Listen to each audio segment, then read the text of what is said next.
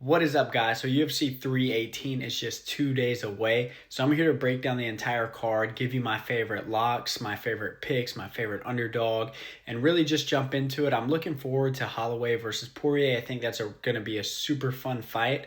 And overall, the card is not a great card, but it's definitely not terrible. They have some decent name value on here. So yeah, without further ado, let's jump right into it. First up, we got Carly Judas versus Nicole Cagliari. And Carly Judas actually has a little bit of reach and height on her, about 5 inches. She's also coming off of a win, and I know she's a minus 300 favorite. I'm not going to waste our time and dive in this fight too much and act like I watch film on these guys. So I'm just going to go with the favorite here, the person with a little bit of momentum coming off a win. You'll notice as we get deeper into the video, more into the more important fights, I'll be able to break down the matchups more. But yeah, I'm not going to spend too much time on this one. We're going to take Judas. We got Bruno Ferreira versus Jackson McVeigh, and Jackson McVeigh was actually supposed to debut on the last card, and I actually picked him in his debut fight, but now that it's Bruno Ferreira, this is just such a hard matchup. Bruno Ferreira was actually supposed to be fighting Ikram, which would have been a good fight and a very hard fight. Ikram's one of the harder unranked guys that you can get matched up against, but this is just a layup for him, honestly. So yeah, Jackson McVeigh, unfortunately, is just going to be a stepping stone in the way. Next up, we have Ryan Spann versus Lucas Brzeski, and this should be a pretty good matchup. It's decent matchmaking. They both have losses to Waldo Cortez Acosta. They both have like one win out of their last three, but that one win was actually a fairly good win. For Ryan Spann, it was a Dominic Reyes win, and for Brzeski, it was a Walter Walker win, which Dominic Reyes and Walter Walker both have a lot of hype. Of course, Walker just got his third heel hook submission, so both these guys kind of are on like 2-fight losing streaks, I believe, but they both have a good win in their last three, so I think this will be good matchup. I think this will be good matchmaking. I'm going to be going with Ryan Spann. I think he has like 22 professional wins over Lucas Brzeski's 9, so he's definitely got the experience. I think he also has maybe like 2 or 3 inches in height as well. And overall, just in their last couple performances, I think Ryan Spann has just looked better. So I'm going to go with Ryan Spann. This isn't an insanely confident pick, but I do think he's going to get this one done. Next up, we got Jimmy the Brute Crute versus Marcin Petrino. And yeah, give me Jimmy the Brute Crute to win this one. I think he's just got the willpower. I think he's going to push forward, get it done. He had a great first round in his last fight, and cardio showed to be a really bad issue, and it ended up being a draw. He was raising his hand like he won after the fight, but yeah, it ended up being a draw. He got the 10-8 round, or maybe the other guy raised his hand. I forgot. One of them thought they definitely won, and it ended up being a draw. Jimmy Crute had a crazy 10-8 round to open it up and then lost the next two. So yeah, cardio could prove to be an issue here, but I think Jimmy Crute's going to be able to get this one just based on sheer willpower alone. He's the younger fighter. I think he's going to show just more durability, and yeah, I think he's going to get this one done.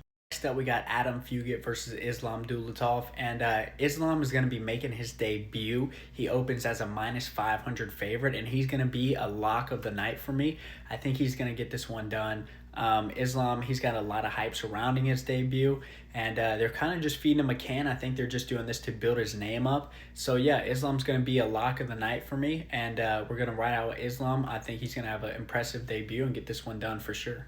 Next up, we got Atiba Gauthier versus Robert Valentin. And yeah, Atiba Gauthier is a pretty good prospect. Everyone's calling him the middleweight Francis Ngannou because this dude, he really packs a punch. This is going to be my second lock of the night. He's favored pretty heavy as well.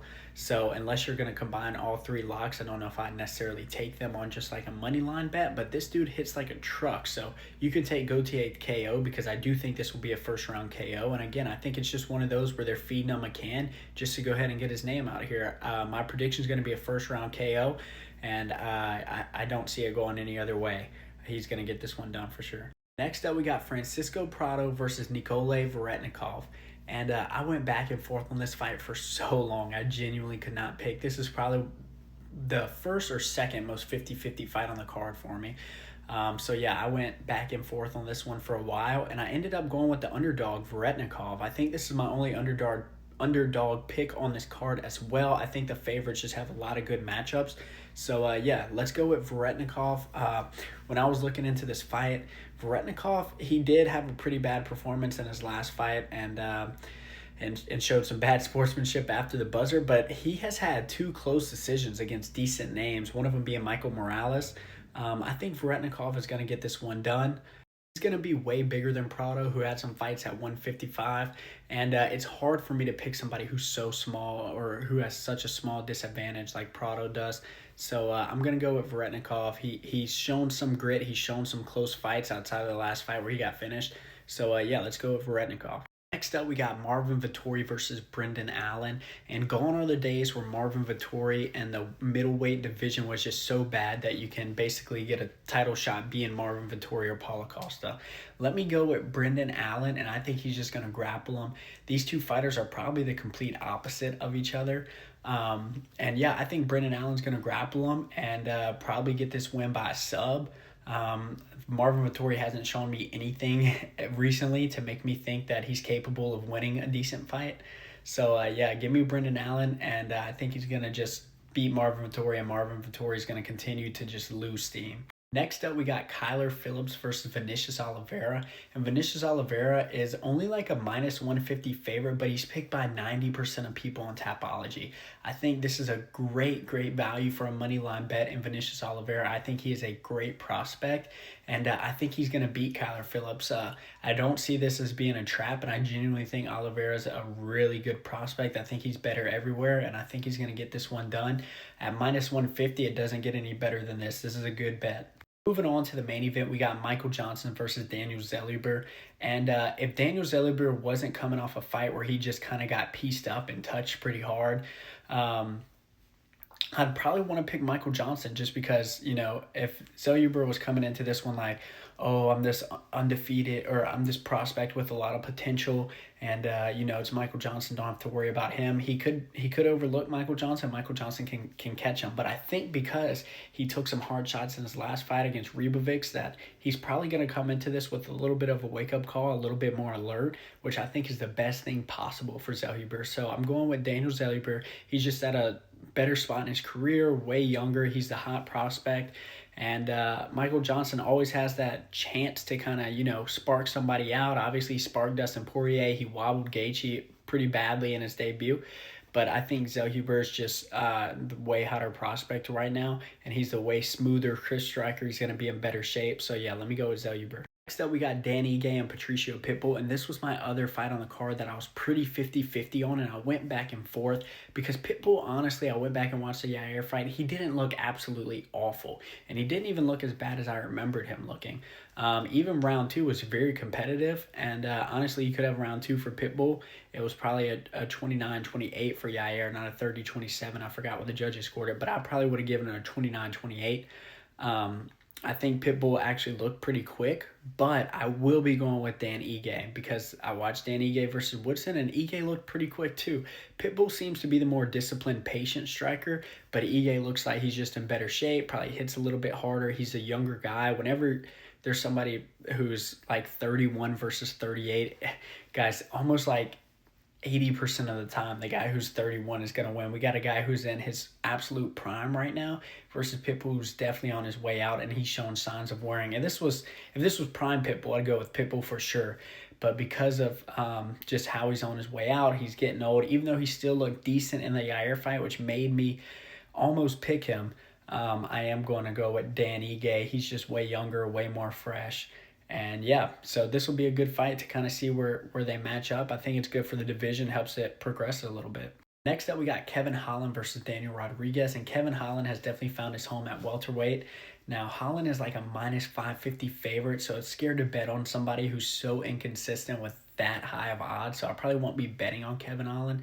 However, I do have him winning this fight. I think he will win. I think he's a way better striker. He's probably going to piece him up. And honestly, I could see Kevin Holland winning it by KO or a decision. He actually took a step down in competition. I think this fight's going to be even easier than his last. So I definitely think Kevin Holland's going to win. I don't know if I'd take him at minus 550, like I said, because he is so inconsistent. But overall, straight up money line, I'm going with Kevin Holland. In the co-main event, we got Roman Kopylov versus Paulo Costa, and this is honestly a terrible co-main. I don't even think it's the second best, maybe not even the third best fight on the card.